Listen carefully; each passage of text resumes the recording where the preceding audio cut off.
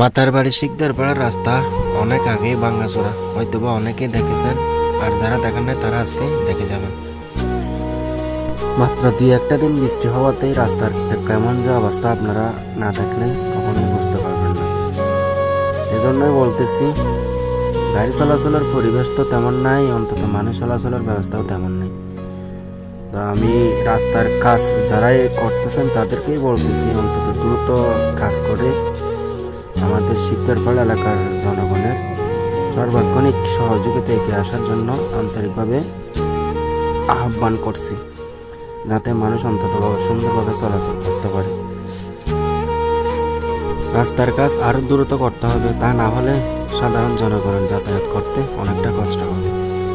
বর্ষার দিন কিন্তু সামনে আসতেছে, যদি বর্ষা আসে তাহলে চলাচলের তো কোনোই মাধ্যমেই থাকবে না। যাই হোক, আপনাদের যদি আমার ভিডিও ভালো লাগে থাকে তাহলে লাইক কমেন্ট শেয়ার করে পাশে থাকবেন।